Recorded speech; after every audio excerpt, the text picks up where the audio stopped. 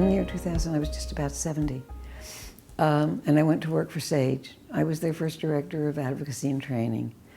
And that was when I learned in the gay and lesbian setting, an older setting, to not only speak for myself as an older lesbian, but to help people learn to speak for themselves. And I'd done it in other settings, civil rights, war, anti-war, and so forth. And I'd been to a couple of White House conferences on aging, and I'd helped prepare SAGE people to go to the White House Conference on Aging. But I was sort of an enabler, bad word, but an enabler. And for the 2015 White House Conference on Aging, I was really sitting here minding my own business, expecting my grandson to come for dinner.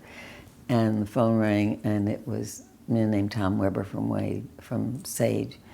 And Tom said, "How would you like to go to the White House Conference on Aging?" And I said, "You kidding?"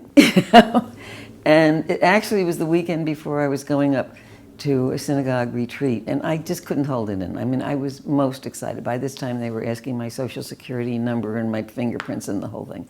I can't tell you how exciting it was. And when you go to a White House conference, you don't know if you're going to speak, you don't know if you have room to speak, you don't know have anything. And I went down with a friend, and they just sort of took care of me the night before, and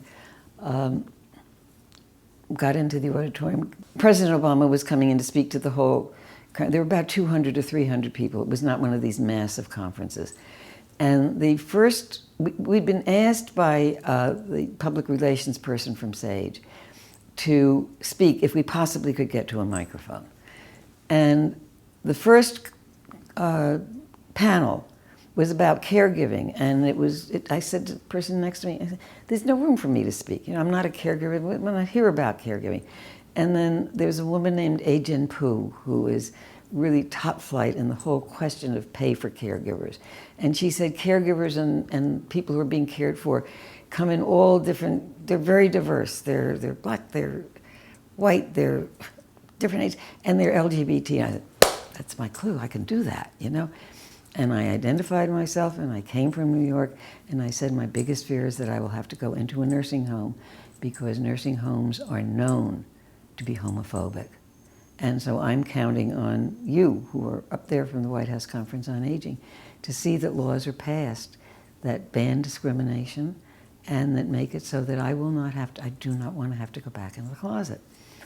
And I sat down, and there was a tremendous amount of applause. And so I just sort of basked in it for a while.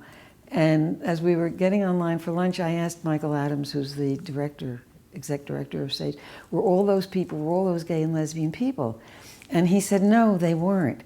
They were applauding because you spoke from your heart, and you said what was necessary for you as a person, not all of them and not all gay and lesbian people, but what was important for you. I have been an advocate since I was 3. All right, I tore the arms and legs off my dolls and used them for a football because nobody would give me a football. So that's 80 years almost of advocacy experience, and there is nothing that I have experienced that was as wonderful as that.